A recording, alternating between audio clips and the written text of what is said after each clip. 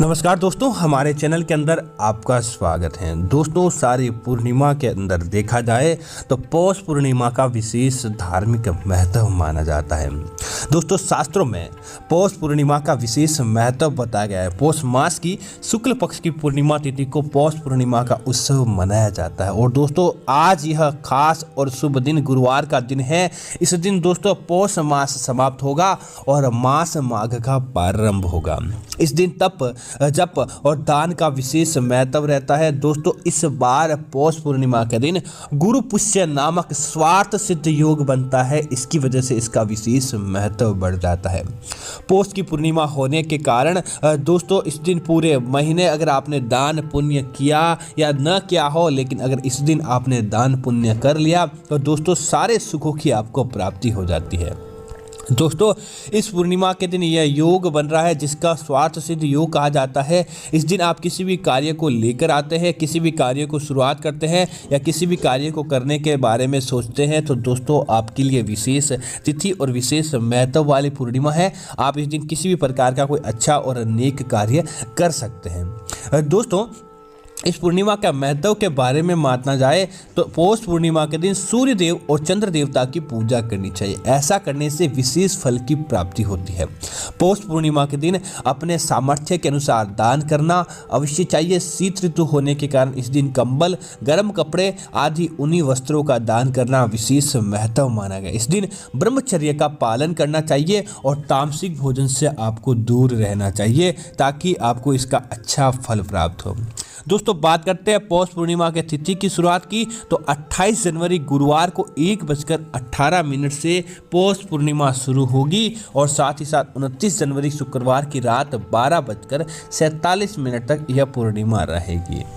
दोस्तों, मंत्रों का और उपाय का हमारे जीवन के अंदर विशेष फायदा होता है और साथ ही साथ अगर हम पूर्णिमा आदि के दिन अगर किसी प्रकार का उपाय आदि करते हैं तो हमें विशेष फायदे की प्राप्ति होती है। दोस्तों, पूर्णिमा के दिन पौराणिक शास्त्रों के अनुसार गौ माता को हम अगर पूजन करते हैं, गौ माता की पूजा करते हैं तो हमारे जीवन के अंदर बड़ी से बड़े विकार तो अपने आप ही समाप्त हो जाते हैं।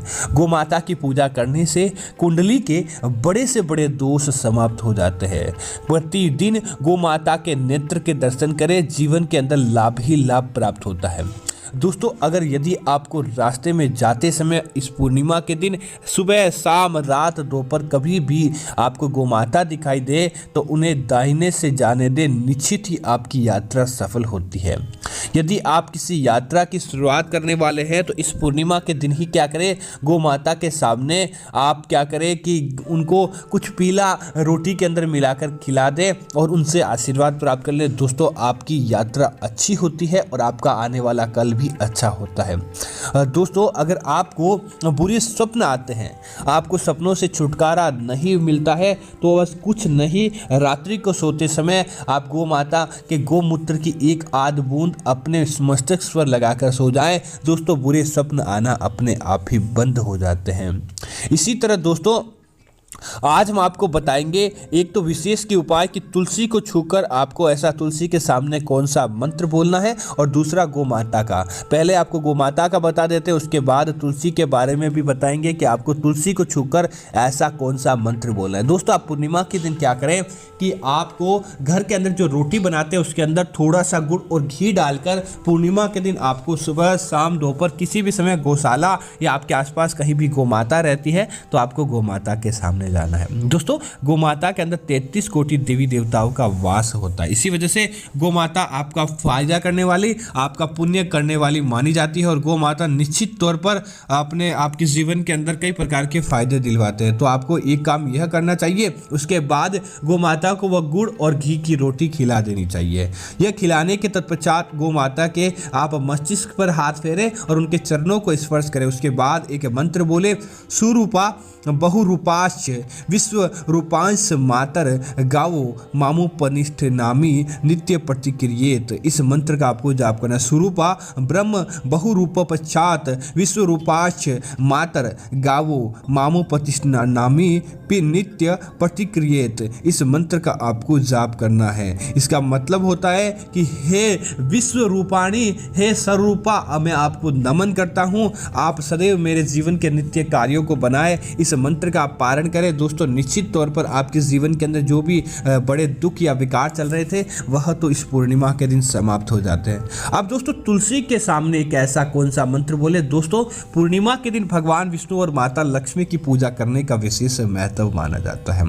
आप एक तो घर के अंदर धूप दीप जलाकर पूजन करते हैं और भगवान का आशीर्वाद प्राप्त करते हैं। उसी अनुरूप अगर आप साक्षात माता लक्ष्मी का पूजन करना चाहते हैं तो समझ लीजिए आप माता तुलसी का पूजन कर लें। आपको किसी अन्य की पूजन करने की आवश्यकता नहीं पड़ेगी, क्योंकि दोस्तों माता लक्ष्मी का वास तुलसी के अंदर माना जाता है और जहाँ पर तुलसी होती है वहाँ पर भगवान विष्णु जी का भी वास होता है, इसीलिए इसका विशेष महत्व माना जाता है। तो आप क्या करें, जब पूर्णिमा की रात्रि हो जाए, उस रात्रि के समय जब आप रात्रि का दिया धूप दीप आदि करते हैं, उस समय की पूजा करते हैं, तब आपको एक घी का शुद्ध दीपक जलाना है। और अगर आपके पास घी आदि नहीं है तो आप तेल का, सरसों के तेल का कैसा भी आप दीपक जला सकते हैं।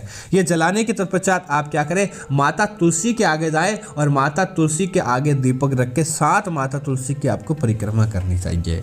दोस्तों 7 परिक्रमा होने के तत्पश्चात आप माता तुलसी की मिट्टी के आगे हाथ रखकर उनके चरण स्पर्श करें और स्पर्श करने के बाद आपको माता तुलसी के जो बिखरे पत्ते हो जाते हैं आपको तोड़ना नहीं। इस बात का ध्यान रखें, पूर्णिमा के दिन तुलसी के पत्ते तोड़े नहीं जाते हैं, तो इस बात का आपको ध्यान रखना चाहिए। पत्ते तोड़े नहीं, बिखरे पत्ते होते हैं उन्हें अपने हाथ के अंदर ले लें और हाथ के अंदर लेने के बाद आपको एक विशेष मंत्र का इस पूर्णिमा के दिन जाप करना चाहिए।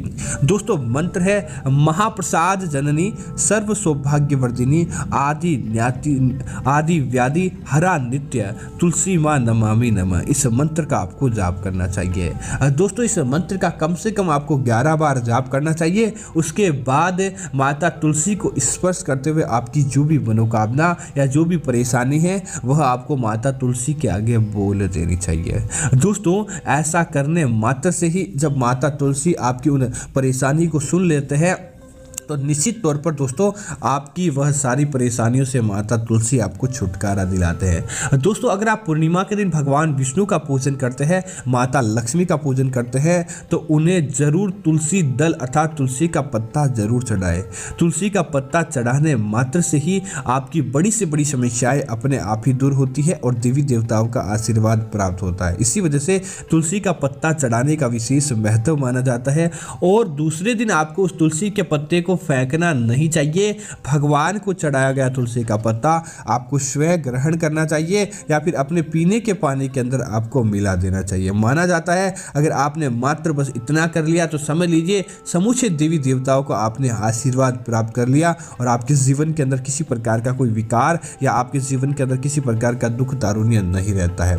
दोस्तों इसी तरह धन प्राप्ति के लिए यह पूर्णिमा विशेष मानी जाती है और आप चाहते हैं कि आपके जीवन के अंदर धन की प्राप्ति हो तो आपको एक कार्य भी जरूर करना चाहिए। जो दोस्तों पूजा के अंदर सुपारी चढ़ाई जाती है उस सुपारी को और तुलसी के आपको 5 पत्ते लेने चाहिए।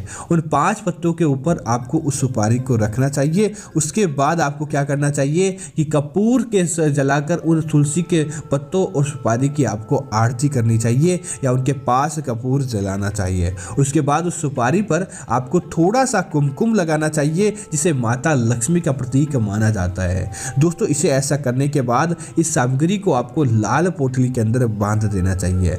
लाल पोटली के अंदर बांधने के तत्पश्चात आप सभी सदस्यों के ऊपर से 7-7 बार आपको इस पोटली को ओसार लेना चाहिए, सुपारी और तुलसी दल की पोटली को। उसके बाद आपको ओम श्रीम श्री नमः, ओम श्रीम श्री नमः लक्ष्मी और धन प्राप्ति मंत्र, इस मंत्र का आपको लगातार जाप करना चाहिए। दोस्तों जब आप इस मंत्र का जाप कर लें उसके बाद आप क्या करें, भगवान से से आशीर्वाद मांगे और आशीर्वाद मांगने के तत्पश्चात पहला काम आपको यही करना चाहिए कि आपको यह पोटली अपने घर के पूजा घर के अंदर सर्व सुख प्राप्ति के लिए, सर्व सुख को अच्छा करने के लिए इस आने वाली अगली पूर्णिमा तक आपको रखना चाहिए।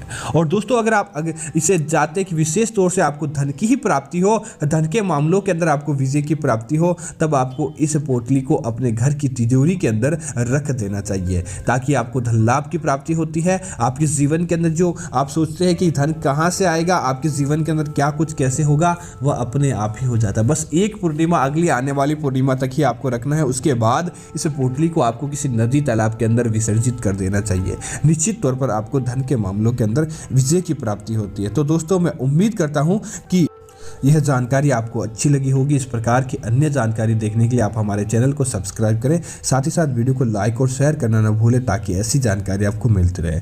जय श्री राम मित्रों, धन्यवाद मित्रों।